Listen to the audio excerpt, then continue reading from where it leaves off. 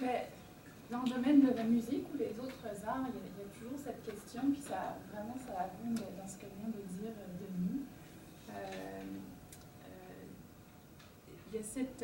Il y a deux aspects, en fait, par rapport à l'information qui est véhiculée par l'artiste ou par son entourage. Il y a beaucoup de, comme on disait Denis, la qualité de l'information autour de l'œuvre est vraiment importante, et à ce moment-là, le rôle de l'artiste peut être,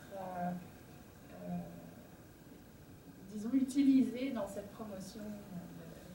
Et là, ça peut dépendre de quel rôle lui-même se sent capable de jouer, ou quel rôle on veut lui faire jouer aussi. C'est-à-dire que vous avez des gens qui sont peut-être plus ou moins à l'aise de s'exposer, mais il y a aussi tout un aspect social, sociologique derrière ça. Il y a même une bonne sociologue française qui a écrit tout un livre sur la question de la visibilité, c'est le titre de son livre, une grosse brique qui porte justement sur ces soucis qu'on a dans la société en général d'être visible à travers notamment les médias sociaux, etc. Et à ce moment-là, la visibilité que peut avoir un individu et un artiste en tant que tel, ça devient comme une sorte de capital social, comme disent les sociologues, mais spécifique. Ça devient comme quelque chose en soi qu'il faut apprendre à gérer. Et donc, il y a tout un ensemble de professionnels, d'ailleurs, qui sont vraiment, ont émergé à cause de cette gestion de l'image de l'artiste ou du produit culturel qui est derrière l'artiste, ou la création derrière l'artiste. Donc,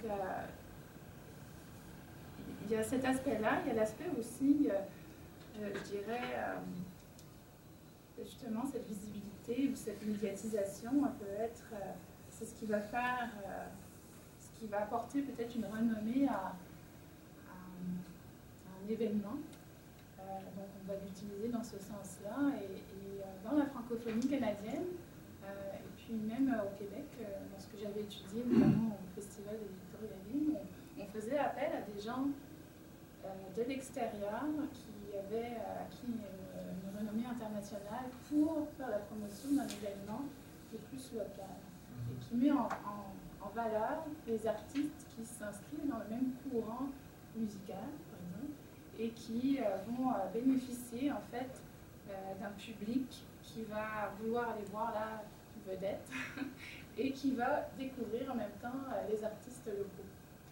Donc ça, c'est un aspect intéressant. Et c'est ce qu'on voit, notamment, tu avais une photo d'Elisa Leblanc dans tes diapos.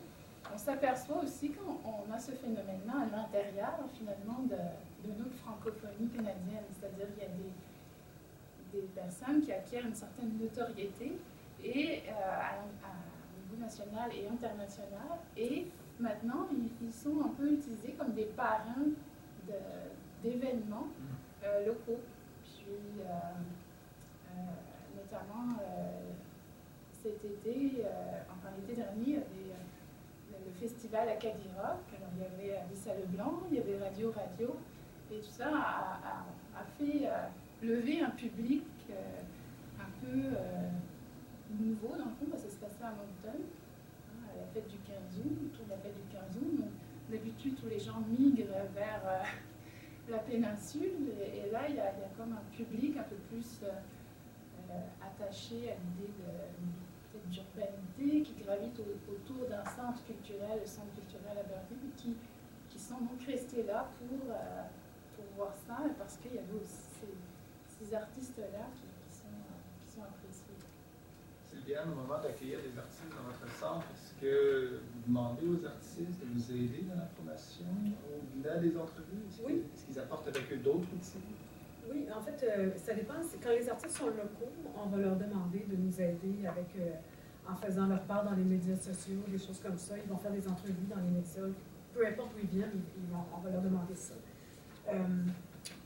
Mais je pense que l'artiste a un capital de sympathie beaucoup plus grand que la structure qui est un centre culturel.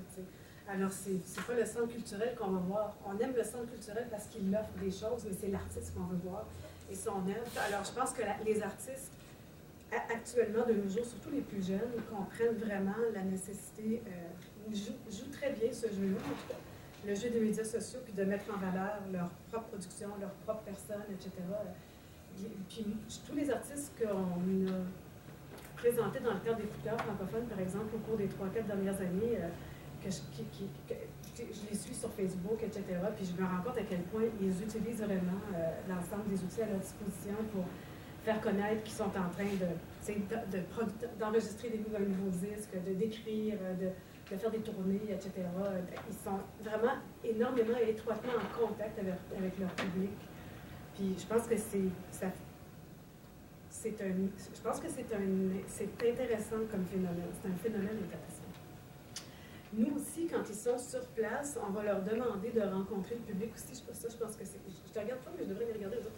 Je pense que c'est quelque chose qui est important aussi pour le public, c'est-à-dire qu'une fois que les gens ont vu le spectacle, souvent ils veulent parler à l'artiste, ils veulent qu'on signe le poster, etc., puis le rencontrer, prendre des photos, etc. Les fameux selfies.